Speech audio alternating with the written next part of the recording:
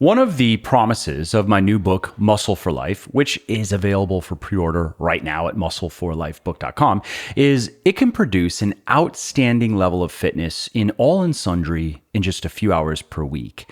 And that's why it has 3 workout routines for both men and women, so that's 6 in total, that readers can choose from. There are beginner routines, intermediate routines, and advanced routines.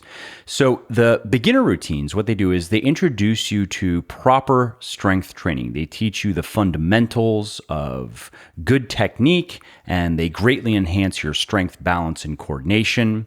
And then on the intermediate routines, they increase the difficulty of your workouts by incorporating more challenging exercises, including more dumbbell exercises, which allow you to more effectively challenge your muscles. And then the advanced routines, they are the most difficult in the Muscle for Life program, and they introduce you to barbell exercises because those offer the biggest bang for your buck in terms of strength and muscle gain. Now, which of these routines would be best for you? Well, if you are new to strength training or if you haven't done it consistently in a while, I would say in at least a year, then the beginner routine or a beginner routine is going to be best for you because that is going to be demanding, but also approachable. Now, if you dabble in strength training and you meet the following strength standards, then an intermediate routine is going to be right for you. So if you're a guy and you can do at least one set of 15 feet elevated push-ups, one set of at least 15 bodyweight rows, and one set of at least 15 bodyweight squats, then intermediate might be the right place to start. You'll have to keep listening for the advanced strength standards. And if you are a woman and you can do at least one set of 10 push-ups, one set of 10 bodyweight rows, and one set of 15 bodyweight squats, then you would qualify for the intermediate routine. Now, if you are an experienced weightlifter and you meet or exceed the following strength standards, then an advanced routine would be the best place to start for you. If you can dumbbell bench press at least 25% of your body weight for at least one set of 5 reps, if you can trap bar deadlift at least 75% of your body weight for at least one set of 5 reps, and if you can dumbbell goblet squat at least 25% of your body weight for at least one set of 5 reps, then you are strong enough to start on an advanced routine. So basically, whether you are a middle-ager or even a golden ager who has never lifted a weight in your life, or maybe you are a dedicated weekend warrior looking to level up in your fitness game, Muscle for Life has something for you. And again, it is available for pre-order right now at muscleforlifebook.com, muscleforlifebook.com. And if you go pre-order a copy now, you will be entered to win over $12,000 of awesome fitness swag that I'm giving away. And you can find all of the details of the giveaway over at muscleforlifebook.com. Hello. This is Muscle for Life. I'm Mike Matthews. Thank you for joining me today. If you haven't already, please do take a moment and subscribe to the show in whatever app you are listening to me in so you don't miss any new episodes. And it helps me by boosting the ranking of the show in the various charts. Now, this episode is about comfortable versus uncomfortable. Are we moderns too comfortable? Do we complain too much? Do we avoid discomfort too strenuously? I think most of us would agree that modern life is filled with many modern conveniences, and it is engineered in so many ways to make life as easy as possible, to require as little effort as possible, to be as enjoyable as possible. And that sounds nice, but what if these contemporary comforts, masquerading as a panacea of pleasure, are actually causing problems? What if this is a double-edged sword? What if we are losing something very important in our nature through this process of becoming more and more comfortable? Is there value in eschewing comfort? Is there value in choosing discomfort, at least a certain amount of discomfort?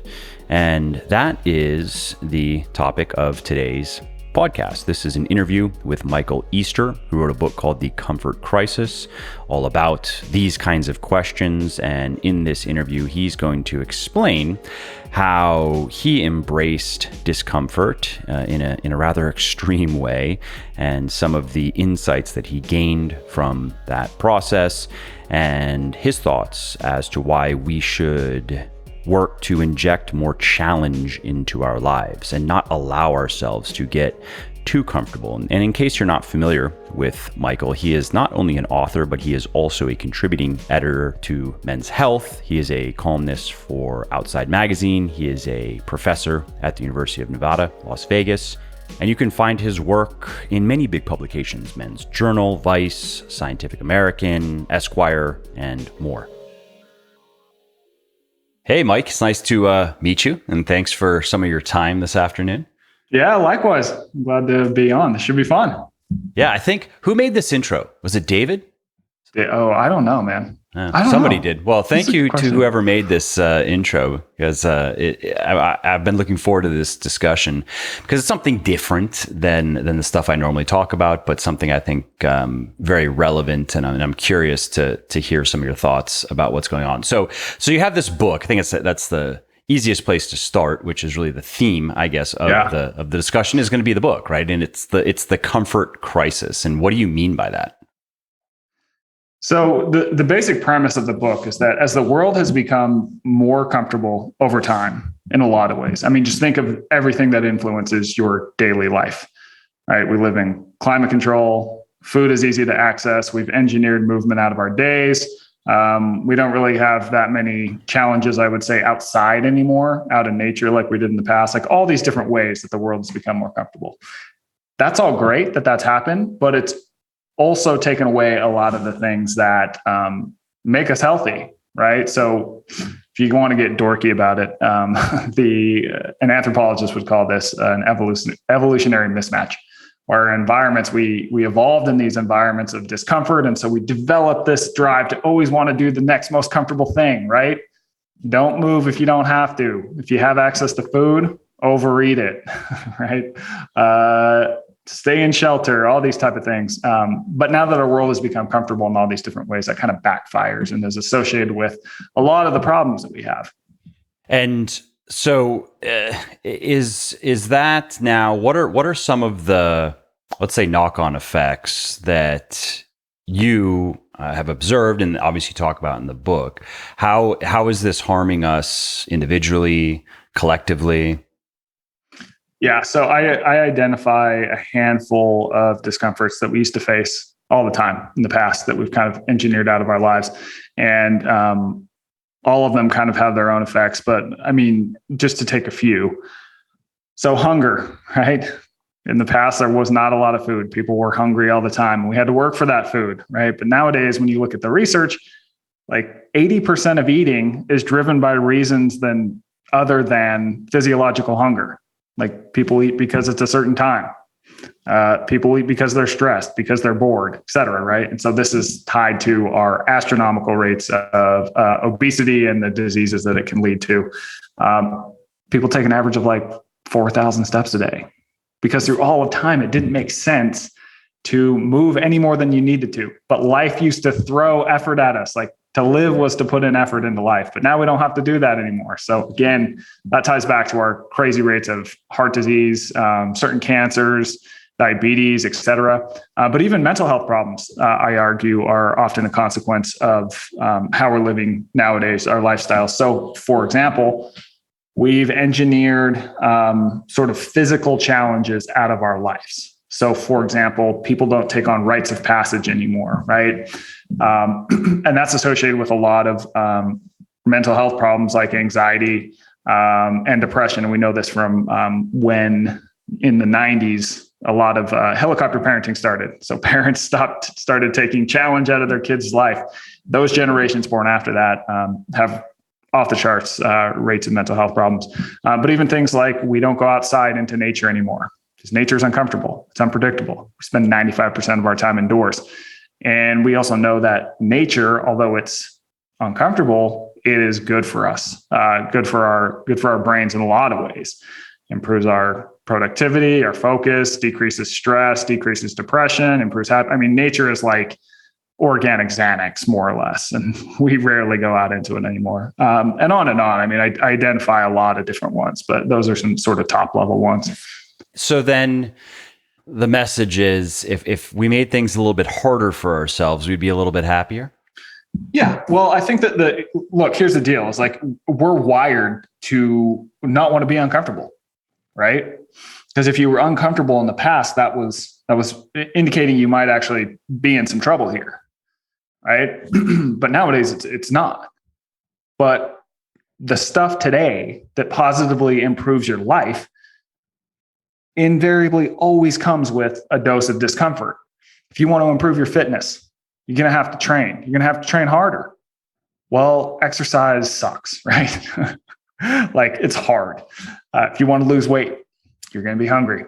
If you want to even improve your mental health, you're probably going to have to unpeel some onions and go to some places you don't want to do and ask yourself some hard questions about, why do I feel this way, right? And make some changes that are inevitably going to be uncomfortable. But once you get through the discomfort, the sort of adaptation period, you come out on the other side of that improved and healthier, physically, psychologically, spiritually, emotionally, all that kind of stuff. What are some of your preferred ways to introduce, let's say, productive discomfort? I mean, exercise is obvious, and a lot of people listening, they're probably doing that, and they understand firsthand that, yep, it never gets easier. You just get better. I mean, it's true though. It's certainly in the case of fitness, right? Yeah, and totally. A lot of people listening, I'm sure they've dieted, and no matter how optimized your diet is, you're going to be hungry from time to time. You shouldn't be starving. That shouldn't be the overwhelming experience of dieting. It shouldn't just be, I was basically just hungry all the time. But you're going to be hungry, and you have to be comfortable, and you have to understand that doesn't mean that you need to rush and go eat. And sometimes you do, as you mentioned, it's more of a psychological or it's an emotional thing. And so, like, if you were to ask yourself, let's say, you go, ooh, I really could eat this really highly palatable food right now. I'm hungry, or I really want that. Well, if you ask yourself, all right, would I eat if I just had some beans that were cooked? Would I eat those right now? If that's a no, like, that's not physiological hunger, right? Yeah, physiological exactly. hunger, you're eating the beans, and you're gonna like the beans actually. Exactly. So those are a couple things, listeners. They're already thinking with that stuff. But what are some other productive discomforts?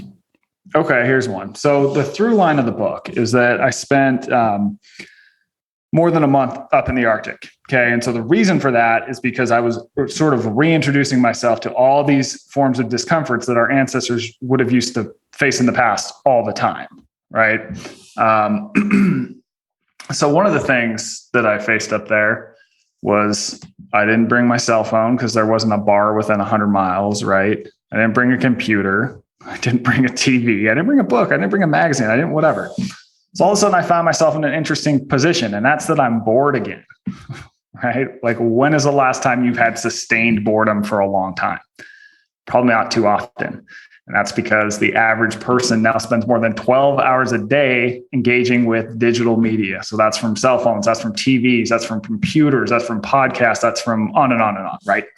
And boredom is uncomfortable. There's a reason that we avoid it, but it actually can be a good thing. So if you want to think about why humans evolved to be bored in the first place, I basically described it as this, is that boredom would kick in anytime that whatever we were doing, the return on our time invested had worn thin. So let's say that we are, it's 10,000 years ago, you and I are sitting on a hill, we're trying to hunt a deer or whatever, right? So we're waiting for deer to come through. Nothing's coming through, but we need food, right? There's no 7-Elevens. There's no marketplaces where we can go get food. So boredom would kick in and basically be like, this is a waste of you guys' time. You need to do something else if you want to survive. It's this discomfort. It's the use of discomfort to incite change, right? So we would go do whatever, pick berries, dig up some potatoes, whatever, right? So boredom often compelled us to do something more productive with our time, right? But now you look at what happens when people get bored today. They just like pull out their cell phone or watch Netflix or whatever, right? And this is bad.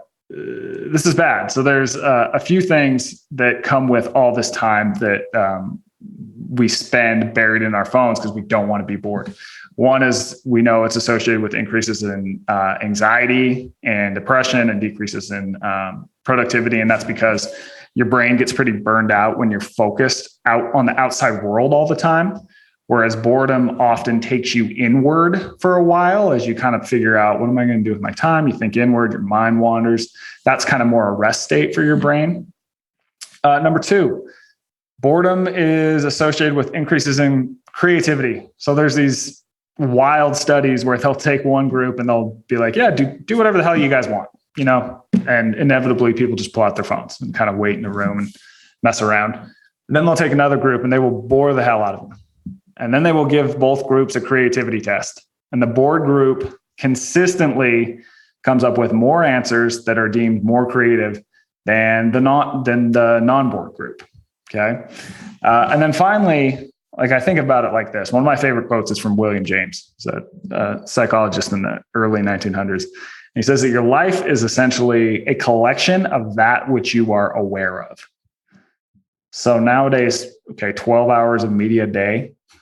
Like, are we really going to look back on our lives and be like, oh man, thank God that I watched season 9 of Gossip Girl. Man, that was like one of the greater moments of my life. I'm so happy I did that. Right? Like, no.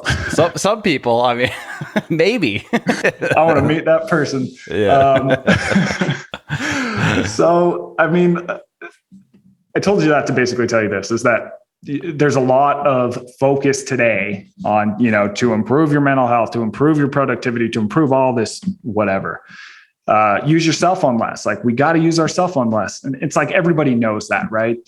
But the problem is that when people reduce their phone screen time, it's like, what do? They go, yeah. What are they replacing? This is boring. This is boring. Well, what do? I'm going to watch Netflix.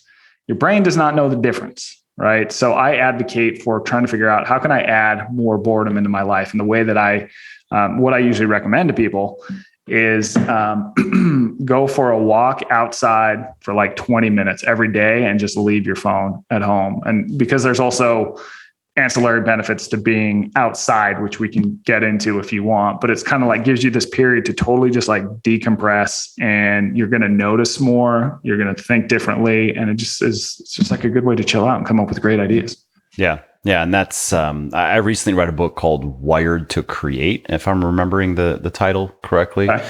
And it was good. It was just kind of an evidence-based review of creativity, basically, and then also sharing anecdotes, and as you know, a common denominator among many creative people, and let's say creative geniuses, big names that people would recognize, is daily walks.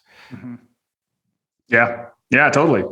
And they're probably not, scrolling Twitter the whole time. They're just like, fortunately for them, there was, maybe fortunately for us, for humanity, there was no Twitter then. Yeah, exactly. Because in a lot of cases, these are people going back hundreds of years. Mm-hmm. And even, one thing too that I talk about in the book is that we're rarely in solitude anymore. So, when I was up there, I had times where I would be the only person within, 20, 30, 40 square miles, right? Like totally alone with no form of contact, which is like, whoa, that's the most alone I've ever been in my life. Because even today, when we're like, hey, I need some alone time, it's like you go into your room, but then people still have contact with people through text messages, through podcasts, through all this, through media, whatever. Like, we're rarely just with ourselves, right? And it's uncomfortable at first. It's like, this is, I think, one of the reasons why lots of people like try to meditate and they stop, because they're like, well, I found that the person inside my head is freaking insane. Right? Yeah. But if you look at a lot of the research, and we know that like, okay, being lonely isn't good for people, but being lonely means that I want to be with people. I want to have connection. I just can't figure out how to make it, right? Whereas solitude is going, I'm electing to be alone. I'm electing to spend this time to learn something about myself. And that's also something that's been used throughout history by creative people, leaders like Abraham Lincoln, Steve Jobs, all these people throughout history would take periods where they were just completely removed from society and use it to think, to come up with ideas, to be more productive, to get to know something about themselves, right? Do you feel like you learned something about yourself? How long were you up there, by the way? More than a month. Okay. And do you feel like you learned something about yourself in that time? Oh, totally. I mean, yeah, I mean, across the board, a lot of different things. But in terms of the solitude thing, it's like, yeah, once you're up there, all of a sudden you go, so much of how we behave in daily life is a reaction to someone else or society, right?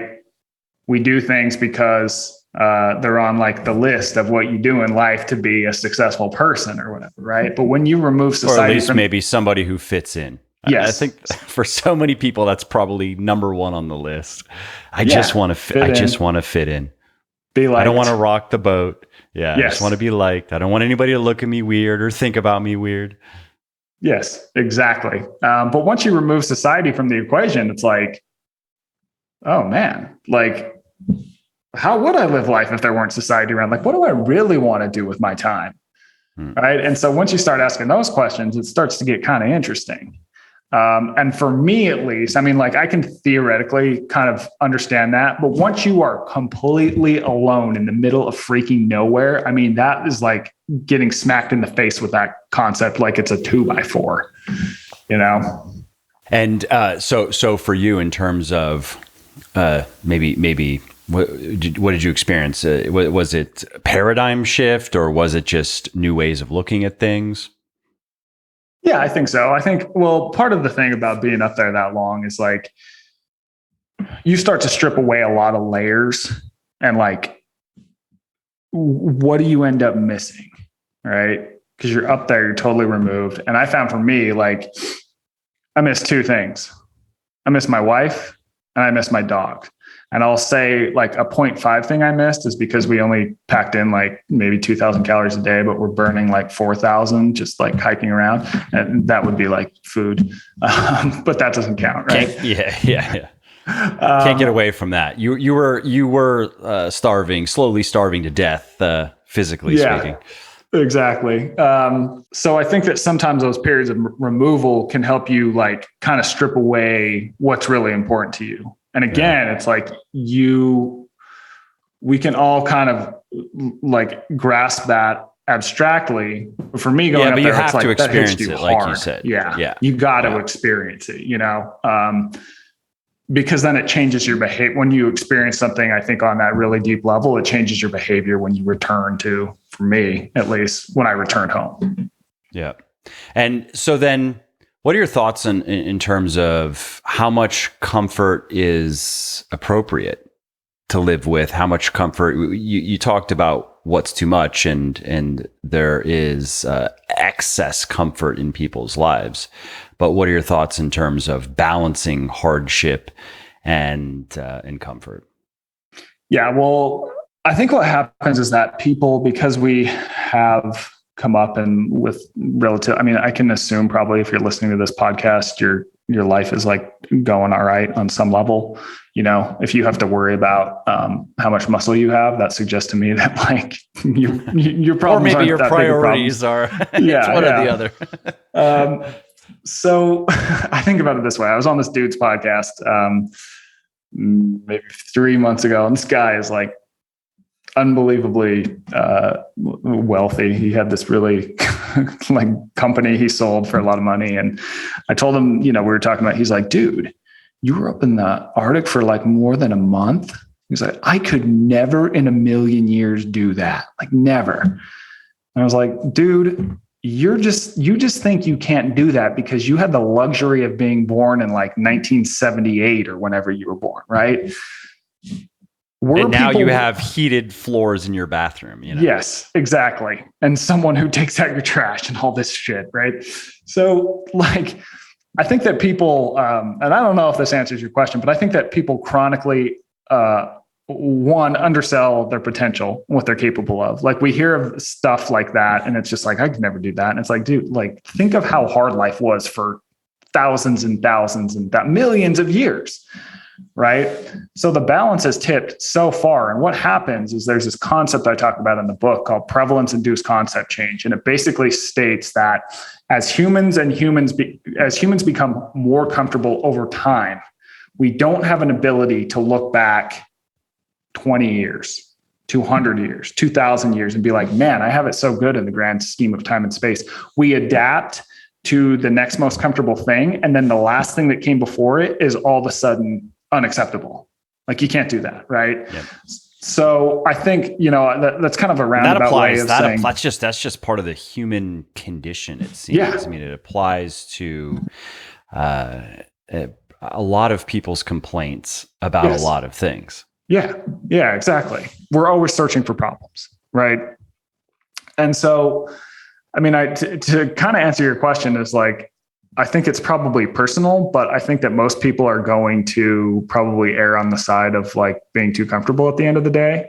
It's like, I mean, humans used to walk like 20,000 steps a day, every single day. Right. And now it's like, whoa, I had this crazy, crazy day with like 15 nutritional deficiencies. And yes, exactly. All that kind of stuff.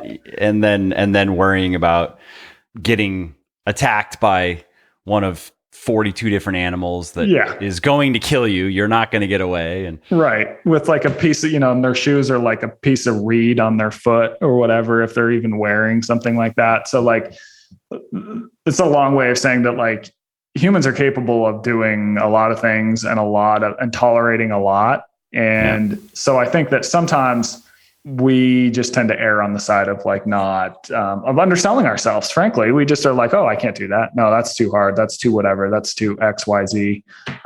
When the reality is that we probably could do things if we just put ourselves in a position to be willing to tolerate things. And I'm not advocating like destroy your body or go to extremes, that kind of stuff. But I do think that, hopefully that answers your question. It's kind of one of those that's like a case by case. So. Did you know that right now I am in the middle of a big book launch bonanza for my new fitness book for men and women of all ages and abilities, Muscle for Life, which is releasing on January 11th and is currently available for pre-order over at muscleforlifebook.com, muscleforlifebook.com. And why should you pre-order? Well, to invoke an electrochemical response in your brain and stimulate something approximating joy, I am celebrating the release of this new book by giving away over $12,000 of glorious fitness goodies, including a Bowflex C6 bike, that's $1,000, a Hypervolt Go, that's $200, an Instant Pot Duo Crisp air fryer, another $200, a Vitamix E310 blender, $350, a 30-minute Zoom call with yours unruly, and that is priceless, of course, and much, much more. Now, there are several ways to enter to win, too. You can buy books, you can spread the word, you can follow me on social media, and more. So again, to get all of the giveaway sauce, go over to muscleforlifebook.com, muscleforlifebook.com.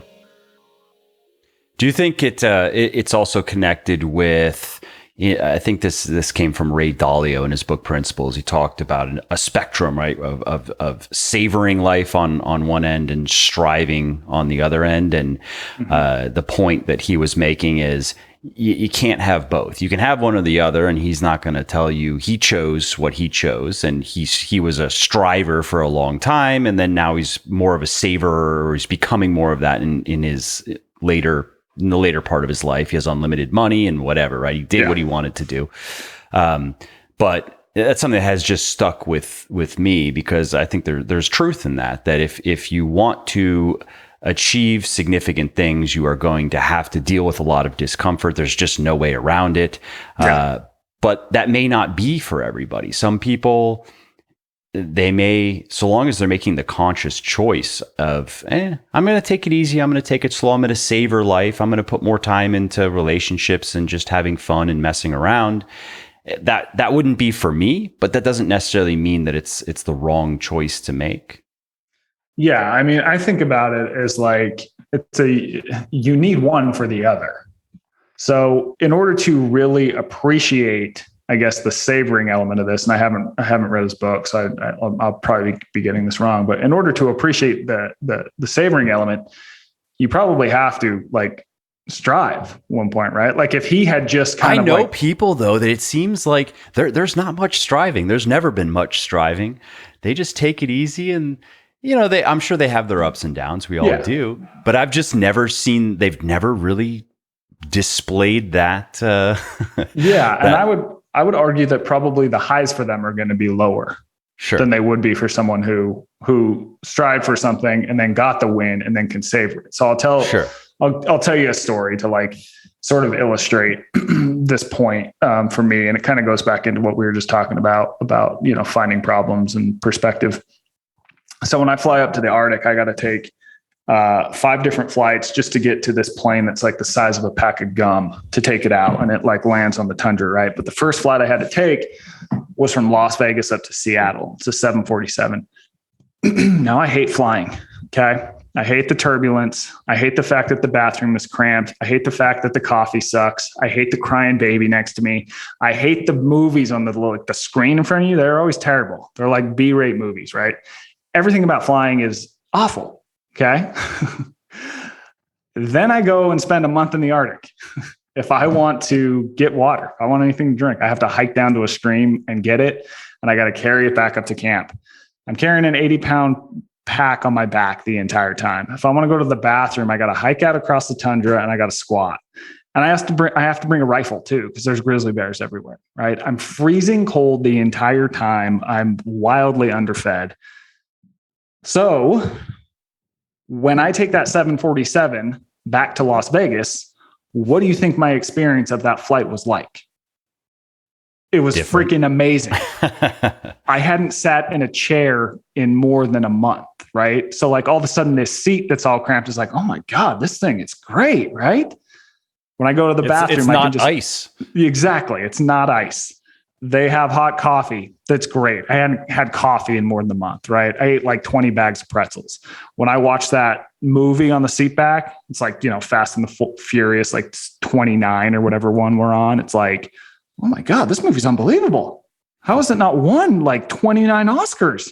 This is great. And then it's like when I go to the bathroom, I hit that little button and hot water, which I hadn't had on my hands for more than a month, comes out of a freaking plane at 30,000 feet. So that's a long way of saying like, there are so many amazing things about modern life that like, we just don't appreciate. Like modern life is freaking amazing in every way.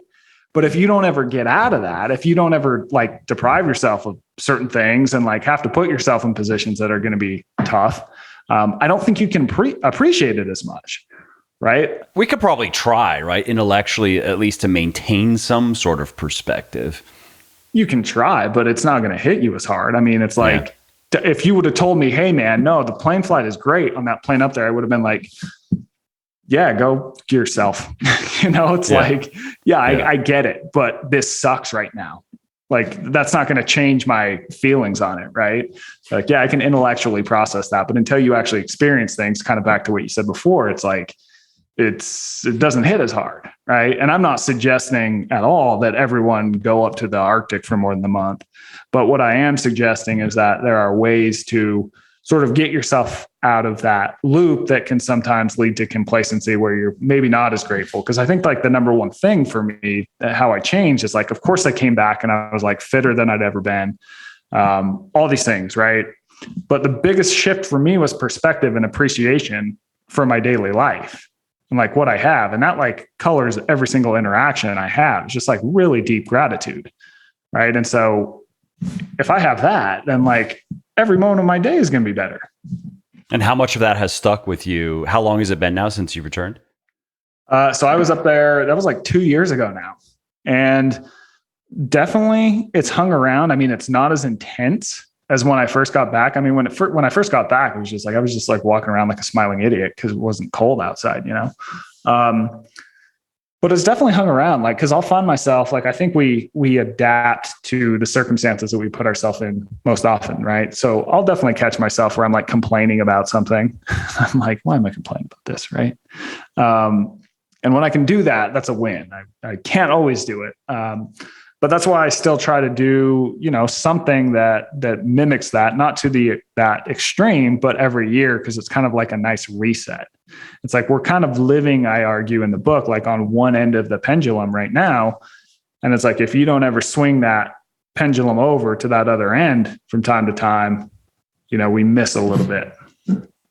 I think that's a part of, I haven't done any of them myself, but probably part of the appeal of Spartan races and Tough Mudder. And I think there are others where you just go get dirty and tired and you just do hard stuff. I know also Mark Devine, the ex-Navy SEAL guy, nice guy. He's come on the show a couple of times. He does what I think he calls it Kokoro or something. It's kind of an intense 2 or 3 day, mimics a little bit of Hell Week, gives you a little bit of a taste of what that's like. And, he gets people coming to it. And I know people will, who do those types of things will often say similar things to what you're saying right now. It helps them maintain perspective. Yeah, for sure.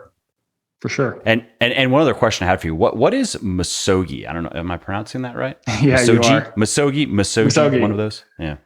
Yeah. So as part of this journey, I meet this dude whose name is Marcus Elliott. Have you heard of him? Nope. Okay.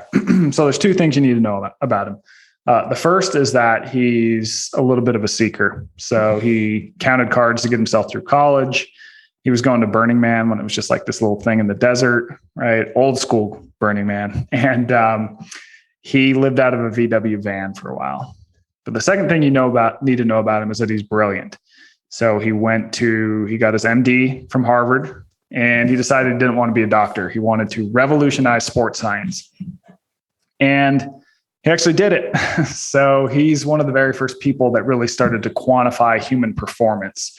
He does all this stuff with like movement tracking and AI and big data and whatever. So he has contracts with the NBA. Every NBA draft pick goes through his system. He's got a facility in Santa Barbara and one in Atlanta. He's got contracts with the NFL, all these other leagues, right? But he also realizes that what improves human performance and potential can't always be measured, right? There are like certain intangibles that you we can't measure it, right? It's like, why is it that certain players, you're just like, end of the game. Some have it. Yeah. And some don't. Yeah. Why is it Tom Brady sucks at being at everything athletic, right? Like I could beat him in a foot race, but he's the greatest ever because he's got something on board, right? He's figured out ways to work with what he's got. So what is that? So to sort of get to that, he does this thing called misogi. And the idea is that once a year, he's going to do something really, really hard in nature. Okay. So there's 2 rules to misogi. The first rule is it's got to be really hard, which he defines as saying you should have a 50-50 shot of finishing it. And the second rule is that you can't die. And that's kind of like a tongue-in-cheek. That was going to be my question. What about dying? Okay. Yeah. Tongue-in-cheek way to say basically be safe. Don't be an idiot, right? So he's done things with, he'll get like a group of, 4 people or whatever. He's done some alone, but he'll get a group of like 4 people. And a couple of them are probably like pro athletes. And then the other 2 could be like an accountant or whatever, who just, and they'll go do a task in nature. So one year, for example, they got this 85-pound boulder and they walked it, I think 5 miles underneath the Santa Barbara Channel. So like 10 feet. So one guy would dive down, pick up the boulder, walk 10 yards, come up for air. The next guy would go over and over and over until this rock is at point B. They've also done simpler stuff where it's like, hey, we can see that mountain in the distance. Let's try and get to the top in a day. Right. And the idea is that he is trying to mimic challenges that humans used to face in the past. Right. So as you think about how humans evolved, and when we were, for thousands of years, we had to do challenging things in nature all the time, like all the time. And this was without safety nets. And this was stuff that the world would just show us. So this could be from a hunt, having to move from summering to wintering grounds, could be from like a tiger lurking in the bushes. Right. And each time we would accomplish one of these, we would learn something about our potential. We would be shown what we were capable of doing, right? But in modern life, you're often not challenged that way anymore, right?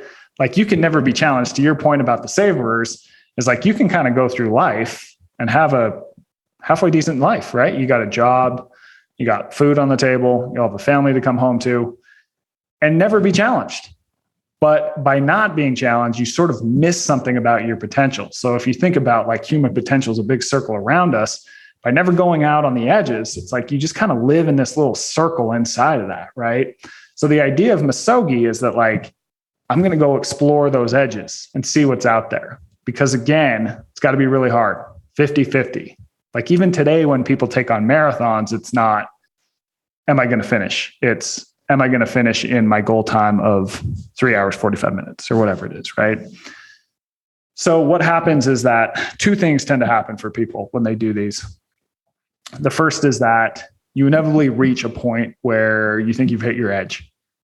You got to quit. You can't go any further. But if you can put one foot in front of the other, you'll get to a point where you can look back and be like, hey, I thought that was my edge back there, but I'm past it.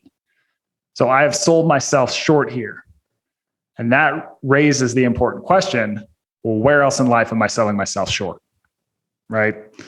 And then the second thing is it helps people reframe fear. So fear, as we evolved, like failure used to mean you could die, right? So we are wired to really avoid failure at all costs. But failure today is often like, oh, I spelled something wrong in an email to my boss, or I messed up on a slide, or whatever it might be. Yet we still fear those things. We just fear failure at all costs. So by engaging in an environment where you could fail, you can also kind of realize, you know what, like failure is not that big of a deal. And then you can take that back into your everyday life and it can sort of move the dial for you. It's interesting to think of that from an evolutionary perspective too, because naturally people who could just figure out how to not die were being selected for, obviously. Yeah. And it makes me think of that X factor that certainly kept some people alive, and it might have just manifested as luck, but some people, they just seem to get more luck than average. Yeah. Or they just figure out ways. I mean, you see it a lot in the business sector now, I guess, is where you see a lot of this, right? And you see people who are just repeat offenders. They go from one industry to the next and they just figure out how to make things happen. Yeah. And I think a lot of that is that X factor. Yeah, it's that X factor. And also they're willing to put themselves in a position with a high where they might fail. Yeah. Right. Yep. It's like everything you do in life that has a reward is going to come with some degree of risk. Some things are riskier than others. But I think one of the great things about this idea is that first rule of 50-50, right? So like my 50% is going to be different than your 50% is going to be different than your 50%. So for example, my mother, who is 72 years old, she walks her dog on this like mountain every day. There's a trail that's like 6 miles. It goes to like the top of this mountain, but she'll do 3 miles basically. Cause she, can't go that much farther. Well, she read about this concept in my book and she was like, I'm going to try and get to the top. Right. And along the way, she's like, it was hard. I had to stop. I had to breathe, whatever, but she made it. And when she got home, she was like, man, I didn't think I could do that. This indicates to me that I probably am more physically capable than I thought. And she ended up booking this trip that she had been putting off because she was like, I don't know if I can take that much walking that this thing is going to require of me. Right. So if you put yourself in a position, you can learn a lot about what you're capable of. Because I think that people chronically undersell their potential, which back to talking about why that might be, is that as we evolved, I think that you didn't want people who thought they could do everything, right? Those are the people who were the hold my beer people and get in trouble, right? It's like, hell yeah, I could jump over through that chasm. Watch this. It's like, see you later. Yeah. Right? Oh, there he goes. Yeah. You want the people who are afraid of that. But if the world forces them to do that, if something is chasing them, they have to do it for survival, they can do it. Right. Endurance exercise is good for this kind of thing, because a lot of endurance athletes, I mean, they'll say that one of the main reasons they are so good at whatever endurance sport that they're good at is they can just suffer more than the next guy or gal. Mm-hmm. and they just don't give up. They just keep going, right? And, Oh, yeah. and a lot of just everyday normal people who really like to bike or run or swim or whatever, they'll say that one of the reasons they really like it is to get to that point where it's hard and they feel like, their body just wants to stop, but they keep going. And then if they can push past that, if they can turn that corner, then they feel, I've experienced it only a couple of times. I'm not really I do cardio every day, but it's, 30 minutes of moderate biking. I'm not pushing myself that hard. I treat it more as exercise than training. But I know, again, a lot of people, that is a big allure, is to reach that state. I'm not thinking of the term. There's a term that they use for it, but where then they feel like they could run forever. Their body feels light. And often emotionally now they have like almost an ecstasy kind of feeling. Yeah. Yeah, for sure. I've done some not like crazy long stuff, but enough that, yeah, that's totally where it's at. Like once you get to a certain point, you realize that it's what determines how far you're going to go is what's going on upstairs. That's assuming you don't blow out a knee or something. Right. Sure. And also I think that there are some people who are wired to take it too far.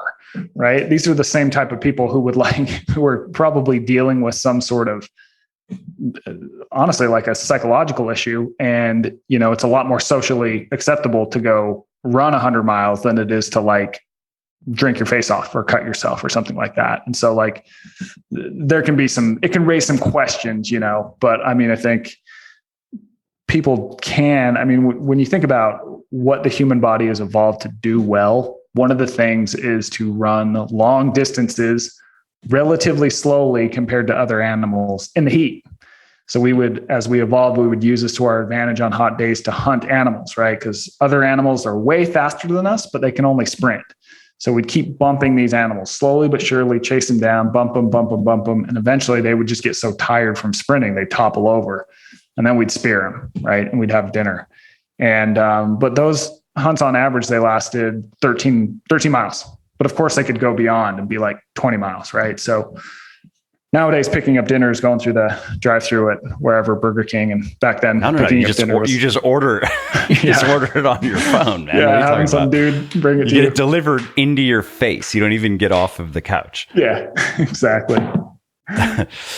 Well, hey, man, this was a great discussion. Again, I really appreciate you taking the time. And the book is The Comfort Crisis. And then where can people find you? And if there is another project you're working on that you want them to know about or anything else, let's let them know. Yeah. So I'm at eastermichael.com is my website. There's some other resources there. You can find stuff about the book. The book's available for sale everywhere. It's called The Comfort Crisis. I am working on another book that I'm keeping people in the loop about on my Instagram feed, and that's Michael_Easter. Cool. And what's that book about? It is called, so the working title is The Scarcity Brain, and it's basically about how, as humans evolved, we lived in these environments of scarcity of all different kinds of things, like from food to information to stuff to the number of people we could influence, and on and on. And now we live in environments of abundance of all those things, and how that is in turn affecting us. Yeah, it's in a problem and a logical follow-up, I think, to, I'm assuming it came out of your experience and with the first book. Yeah, I think so. So I've been doing some traveling for that. I was down in the deep into the Amazon and Bolivia over the summer, and I'm headed to Thailand in a little bit. So yeah, should be interesting. It's always fun to report these things. I think sometimes my editor thinks that it's just a excuse for me to go do rad stuff. And maybe you get to write it all off though, because as a writer, hey, that's book research. Exactly. Cool, man. Well, thanks again for taking the time. I appreciate it. Yeah, of course. That was a blast. I appreciate you having me on. Absolutely. Well, I hope you liked this episode. I hope you found it helpful. And if you did, subscribe to the show because it makes sure that you don't miss new episodes. And it also helps me because it increases the rankings of the show a little bit, which of course then makes it a little bit more easily found by other people who may like it just as much as you. And if you didn't like something about this episode or about the show in general, or if you have ideas or suggestions or just feedback to share, shoot me an email, mike@muscleforlife.com, muscle, FOR life.com, and let me know what I could do better, or just what your thoughts are about maybe what you'd like to see me do in the future. I read everything myself. I'm always looking for new ideas and constructive feedback. So thanks again for listening to this episode, and I hope to hear from you soon.